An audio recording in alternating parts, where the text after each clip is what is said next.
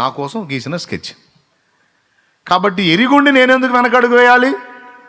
చూద్దాం, ఇది నా విశ్వాసానికి, నా నమ్మకత్వానికి ఏర్పడిన పరీక్ష.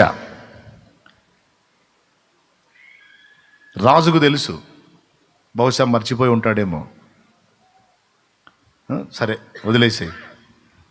ఇలా స్కెచ్ నా కోసం జరుగుతుందని నా దేవుడికి తెలియదా? హల్లెలూయా. ఈ రాజు గుడ్డోడు కావచ్చు, దేవుడికి తెలియదా? తెలిసి మరి ఇలాంటి ప్రణాళిక నా చుట్టూ, ఒక చట్రం సాలెగూడులాగా ఒక కుట్ర చేసి నా చుట్టూ నన్ను బంధించాలని వాళ్ళు వ్యూహరచన చేస్తూ ఉంటే ఆయన చూస్తా ఊరుకోడుగా. ఇరుగుండి కూడా ఆయన ఎందుకు అనుమతించాడు? చూద్దాం ఏం చేయబోతున్నాడో. నేనైతే రాజు నన్ను నేరస్తుడు అనుకున్నా, దోషి అనుకొని, కానీ నా దేవుని ఎదుట మాత్రం నేను నిర్దోషంగా ఉండాలి, నమ్మకత్వం విషయంలో, విశ్వాస్యత విషయంలో. అందుకు అవసరమైతే నా ప్రాణం పోయినా పర్వాలేదు, నేను మాత్రం నా ప్రభు కొరకు నిలబడాలి అని ఒక తీవ్రమైన నిర్ణయాన్ని తీసేసుకున్నాడు. జాబ్ చేస్తున్నాడు, డ్యూటీ ప్రకారం డ్యూటీ చేసుకుంటున్నాడు, వస్తున్నాడు, డైలీ 3 times ప్రేయర్ చేస్తున్నాడు. యథాప్రకారం ఇట్టి శాసనము చేయబడినన్న సంగతి దానియేలు ఎరిగి ఉండియు, యథాప్రకారం దినమునకు 3 మోకాళ్ళు యెరూషలేము తట్టు కిటికీలు తెరిచి 3 మోకాళ్ళుని ప్రభువుకి ప్రార్థన చేయుచు ఆయనను స్తుతించుచూ వచ్చెను. అబ్బా, వలలో పడ్డాడ్రా, మన స్కెచ్ సఫలమైపోయింది అని ఇక చూశారు.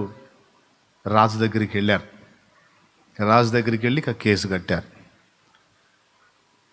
మహారాజా, మీ అంతటి వారు భూలోకంలో ఇంకెక్కడన్నా ఉన్నారా? నీ విషయంలో మేము ఇంత ఆలోచన చేస్తే మా తోడి సహా అధికారై ఉండి మన అధికారే మీ ఆజ్ఞను ఉల్లంఘిస్తే ఇక ప్రజలు మీకు లోబడతారా? ఎంత ప్రమాదం, ఎంత ప్రమాదం. మాకు మాత్రం మీ మీద గౌరవం ఉంటుందా? ఎవరా పని చేసింది? నా ఆజ్ఞ మీరిన వాడెవరు? ఇంకెవరు? నువ్వు చాలా గౌరవిస్తావుగా, బహునమ్మకస్తుడు అంటావుగా, ఆ దానియేలే. 30 దినములు మీకు తప్ప ఎవ్వరికి విజ్ఞాపన చేయకూడదు, ప్రార్థన చేయకూడదు, స్తుతించకూడదు, విన్నపాలు మనవులు తెలియజేయకూడదని మీరు ఆజ్ఞ ఇచ్చారు కదా, మీకే చేయాలి సమస్తమని. మేము ప్రజలు అందరూ కూడా చేస్తున్నాం కదా. కానీ ఆ దానియేలు మాత్రం ఈ మాట వినలేదు. శాసనం ఆరంభమైన ఆ రోజు నుంచి ఈ రోజు దాకా తన దేవునికి ప్రార్థన చేయుట మానలేదు. నీ దగ్గరకు వచ్చి మనవులు చేయలేదు, మీ దగ్గరకు వచ్చి సాష్టాంగ పడలేదు, సాగిల పడలేదు, విన్నపాలు తెలియజేయలేదు, మిమ్మల్ని మహిమపరచలేదు. తన దేవునికే సాష్టాంగ పడుతున్నాడు, తన దేవునికే మనవులు చెల్లిస్తున్నాడు, తన దేవునే స్తుతిస్తున్నాడు. అంటే వెంటనే రాజు గతుక్కుమన్నాడు. తూచి, నేను ఒప్పుకోను దీనికి అన్నాడు. ఏం తూచి అన్నారు వాళ్ళు. ఈ ఆజ్ఞ ఒక్క దానియేలు విషయంలో వర్తించదు అన్నాడు. ఏంటి? అవును, దానియేలు నాకు ఇష్టమైన వాడు, చాలా మంచి ప్రవర్తన కలిగిన వాడు. కాబట్టి దానియేలు విషయంలో నేను ఈ విషయాన్ని వదిలేస్తున్నాను, పర్వాలేదు వదిలేసేయండి అన్నాడు. ఎట్లా వదులుతాం? అదే మేము మీరితే మమ్మల్ని చంపేస్తావా? రాజ్యంలో ఎవడన్నా మీరితే చంపేస్తావా? నువ్వెట్లా రాజువి? ఇది ఎక్కడి న్యాయం? నువ్వు పక్షపాతివి కాదా? ఇదిగో ఇట్టి మాట నీవు పలికినందున మరి కొంచెం నీ మీద గౌరవం పోయింది. మాకు చాలా బాధగా ఉంది.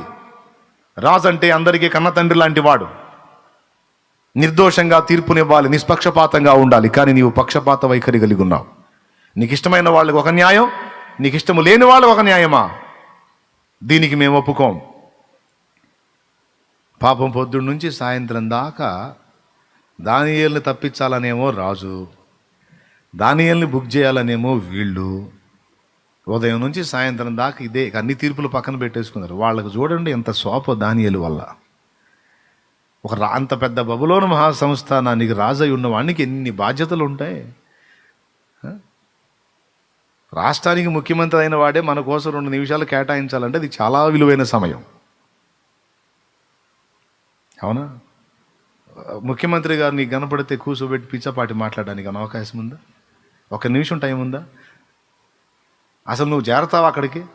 సరే దగ్గర కల్లా చేరావనుకో, రండి, ఏంటి నీ సమస్య? అయ్యా ఇదిగో ఈ కాగితాలు పెట్టుకున్నా, ఎంతవరకు నాకు రాలేదు. ఎవరయ్యా?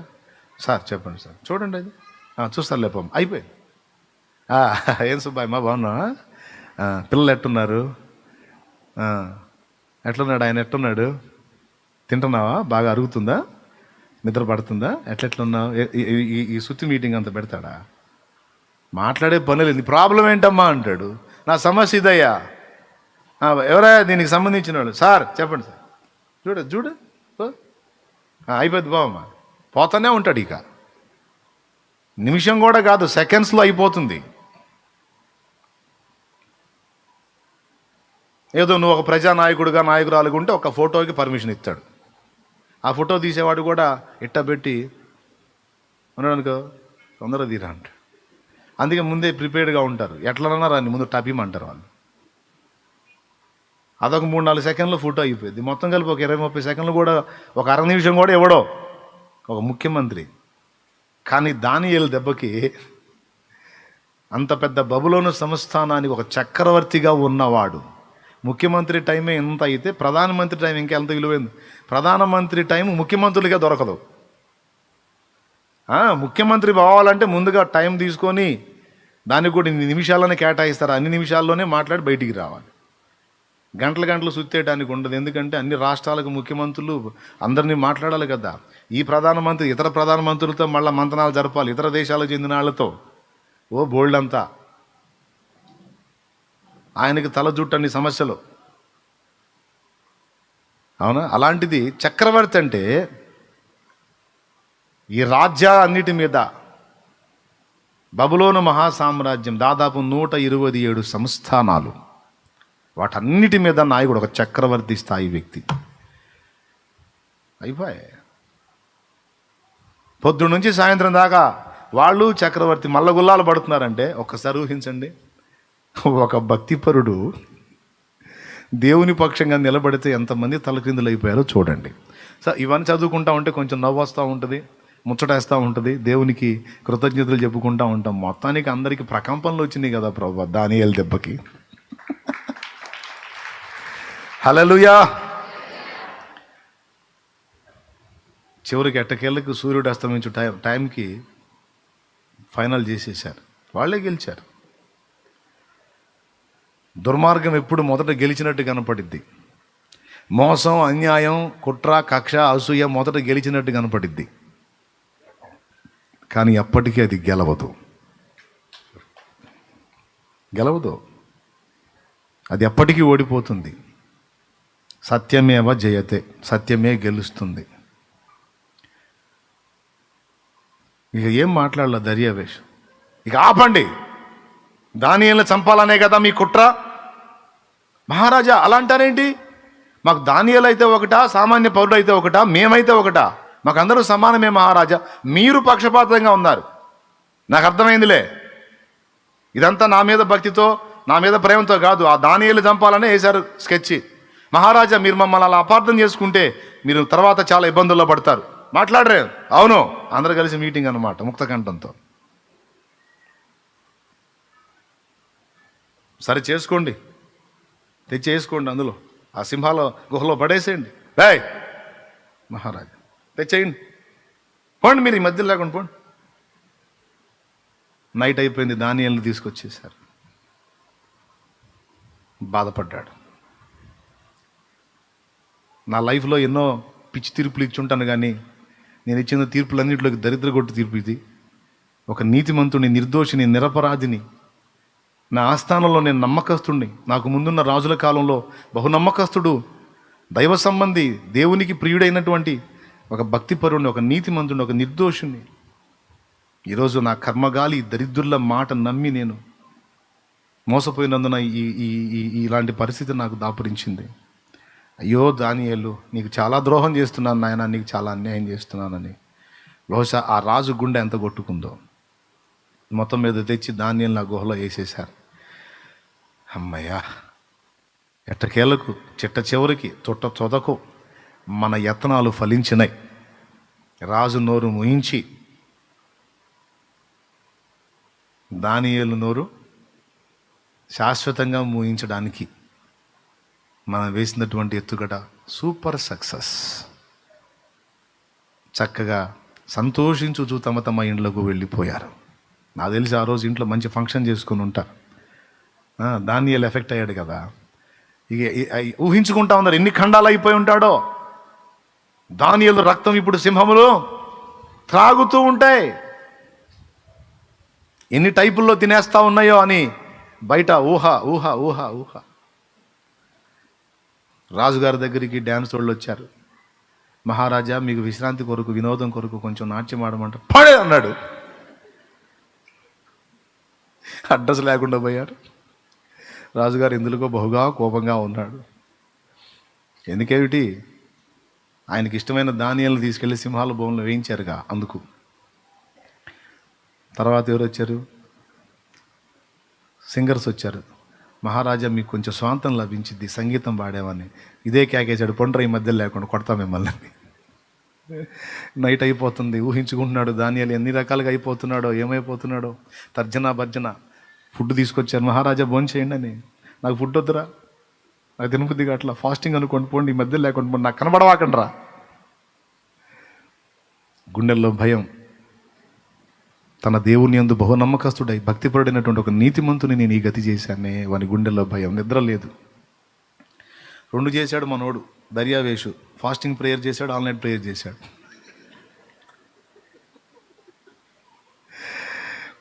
ఏమంటే ఒక చక్రవర్తి యూదా దేశం నుండి తీసుకొచ్చిన ఒక బానిస కోసం ఓ చక్రవర్తి ఆన్లైన్ ప్రేయర్, ఫాస్టింగ్ ప్రేయర్. తిండి లేదు, నిద్ర లేదు, కూర్చున్నాడు, ఊహించుకుంటున్నాడు. ఆ సింహాలు క్రూరమైనవి, వాటికి రెగ్యులర్గా ఫుడ్ వేయరండి. ఎందుకంటే నేరస్తులు అందులో వేయగానే ఎగబడి పీక్కు తినాలి కాబట్టి రెగ్యులర్గా ఫుడ్ వేయరు. అందులో ఎవరైనా శిక్ష వేయబడేటువంటి ఖైదీ ఉన్నప్పుడు అతను అందులో వేయాల్సి ఉంటే ముందుగానే వాటికి ఫుడ్ లేకుండా చేస్తారు. ఎందుకంటే ఎక్కువ టైం తీసుకోకుండా అతన్ని చంపేసి తినేసేయాలని. చాలా ఆకలిగా ఉంటాయి, చాలా క్రూరంగా ఉంటాయి. ఊహించుకుంటున్నాడు ఎన్ని ఖండాలు అయిపోయాడో, ఎంత దారుణంగా అయిపోయిందో. అయ్యో, ఒక ఆణిముత్యాన్ని నేను పోగొట్టుకున్నానే, నా రాజ్యం మొత్తంలో బహునమ్మకస్తుడు భక్తిపరుడైన వాడిని పాడు చేశానే, అయ్యో అని కాసేపు వేదన. మళ్ళీ కాసేపు చావుకు కూడా తెగబడ్డాడంటే, ప్రాణానికి కూడా తెగించాడంటే దానియేలు దేవుడు నిజంగా బహు నమ్మకస్తుడైతేనే కదా. ఆయన ఎంతో శక్తివంతుడైతే, ఆయన ఏందో ఈయనకి ఎంత అర్థమైతేనో అంత సాహసం చేయగలుగుతాడే.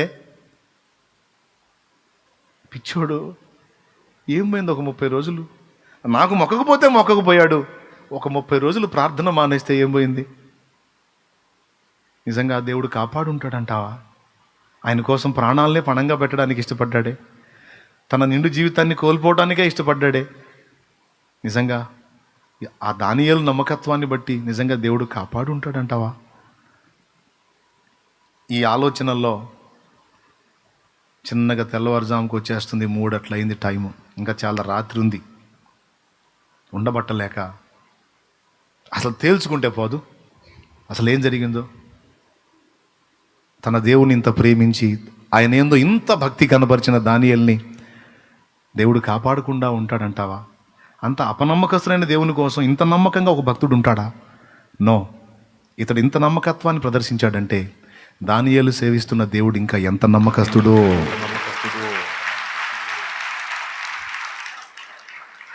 ఇంతేనా? ఇప్పుడు వద్దులే, మామూలుగా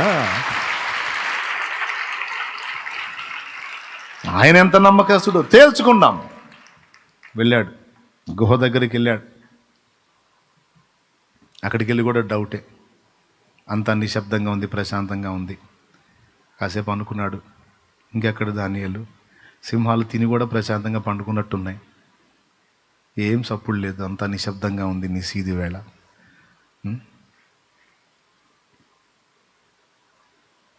అయినా మనసులో ఒక డౌటు, ఏమో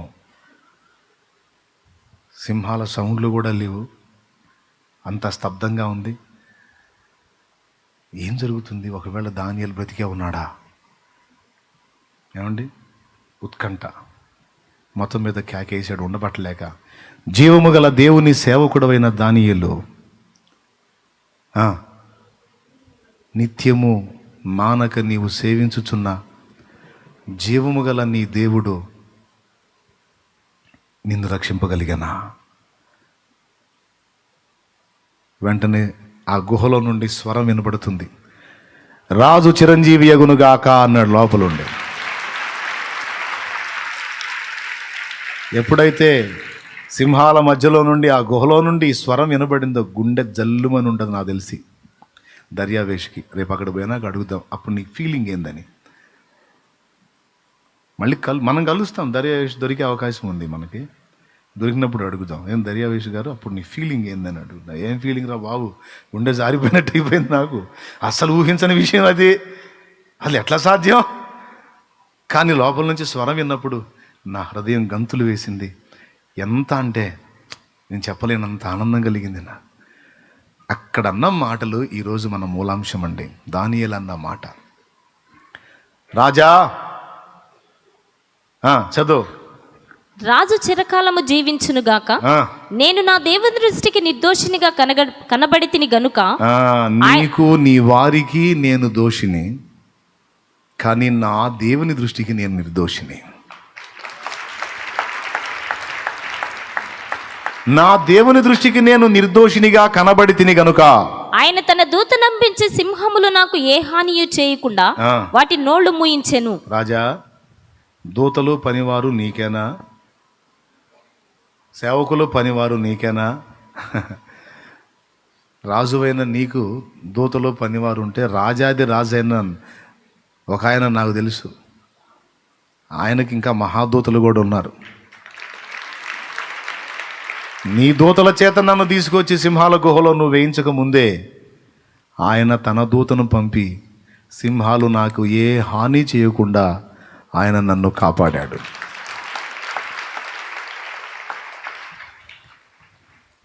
ఇప్పుడు చెప్పండి, ఏ రాజు దృష్టికి మనం నిర్దోషులంగా నడుచుకోవాలి?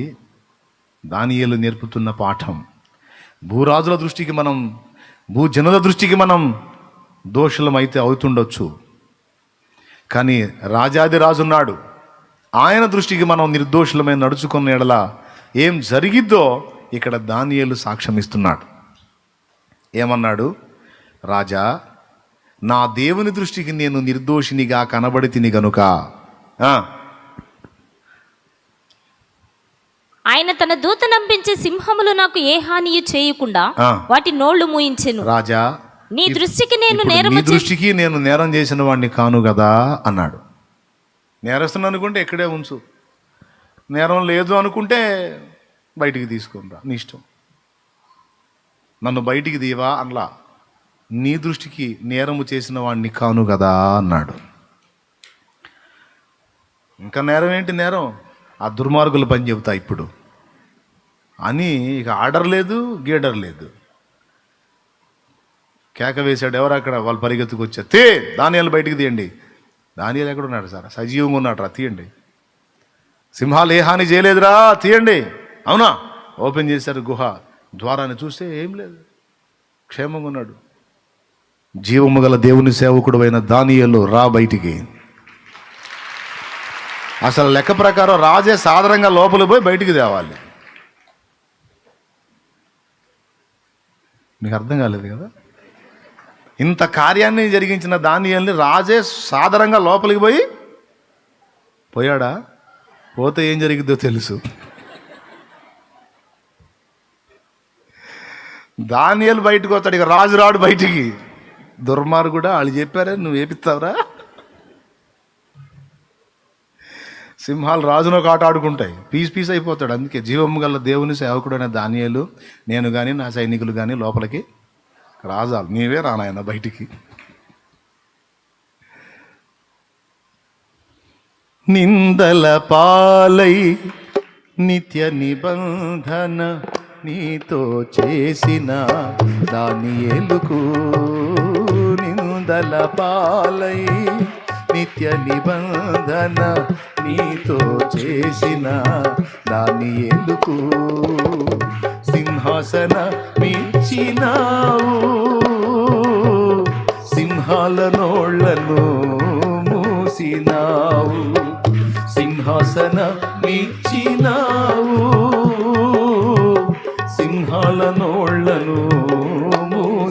ఉన్నావు. సర్వోన్నతుడా నీవే నాకు ఆశ్రయ దుర్గము. సర్వోన్నతుడా నీవే నాకు ఆశ్రయ దుర్గము. ఎవరు లేరు నాకు ఇలలో, ఎవరు లేరు నాకు ఇలలో, ఆదరణ నీవేగా, ఆనందము నీవేగా, ఆదరణ నీవేగా, ఆనందం నీవేగా. స్తోత్రం. బాగుంది. ఇక మ్యాటర్ అంతా మీకు తెలుసు. దానియేలు బయటకు వచ్చేసాడు. తర్వాత ఏం జరిగింది? ఎవరైతే గుంట తీశారో వాళ్ళకి తెలియదు ముహూర్తం వాళ్ళ సాగుకు పెట్టుకుంటున్నారని. ఆ దరిద్రులు అనుకున్నారు దానియేలు సాగుకు పెట్టామనుకుంటున్నారు. హామానుకు తెలియదు మొర్దెకాయికి చేయించాను అనుకున్నాడు 50 మూరల ఉరికొయ్యా. వాడికే రెడీ చేసుకుంటాడని తెలీదు. ఫిలిస్తీయుల సర్దారులకు తెలియదు. చేతులారా తమ చావుకు తామే ముహూర్తం పెట్టుకుంటున్నారని సంసోనుకు పెట్టామనుకున్నారు ముహూర్తం. సంసోనుకు పెట్టారా వాళ్ళకి పెట్టుకున్నారా? అంతే. మొర్దెకాయికి పెట్టాడా హామాను, వాడికే పెట్టుకున్నాడా? ఏ ఉరికొయ్య మొర్దెకాయి కోసం రెడీ చేశాడో ఆ ఉరికొయ్య మీద హామాను ఉరి తీయబడ్డాడు. దేవుడు సమస్తాన్ని కూర్చొని చూస్తూ ఉన్నాడు అక్కడ. ఆయనకి వేరే పనేం లేదు. ఇంకా వేరే డ్యూటీ, ఆయన కంపెనీ పెట్టుకుని కంపెనీలో వర్క్ చేసుకుంటూ కూర్చోవాలా. ఆయన కంపెనీ ఇదే. దేవునికి స్తోత్రం. మన జీవితాలు నిరంతరం గమనించుటయే ఆయన పని. ఇంకా ఆయన ఏదో బిజీ షెడ్యూల్ ఏం లేడు. అంతే చూస్తూ ఉంటాడు. సకల లోకాలను వీక్షించే ఆ సైన్యములకు అధిపతి భూమండలం మీద జరిగే ఈ జగన్నాటకాన్ని మరి నిశ్చయముగా చూస్తూ ఉంటాడు. ఆయనకు అదే డ్యూటీ. ఇట్లా గీశారా స్కెచ్, సరే నేను మీకు చేస్తాగా, కానీ నన్ను నా దాసుడికి నా దాసానికి ఇలా గీశారా, ఓకే గీయండి. మీరు గీసిన ఇదే స్కెచ్ వానికి ప్లస్ అయ్యేటట్టు చేస్తా, ఆ ఉచ్చు మీ మెడకే తగులుకునేటట్టు చేస్తా. ఎవరే నాకు అన్నీ తెలుసురా. అరే నేను సృష్టించిన మట్టి పురుగులకు మీకే ఇన్ని తెలివితేటలు ఉంటే రే రే రే నాకెన్ని ఉండాలిరా. రే నా ముందు కాదురా మీ డ్యాన్సులు. సరే వేయండి, మీ జాయింట్లు నేను తీస్తాక వేయండి అని ఎవడికి ఎట్లా ఎదుటోడికి వేసిన కూర్చు వాడి మేడకి ఎట్ట తగిలిచ్చాలో సూపర్గా తెలుసు ఆయనకి.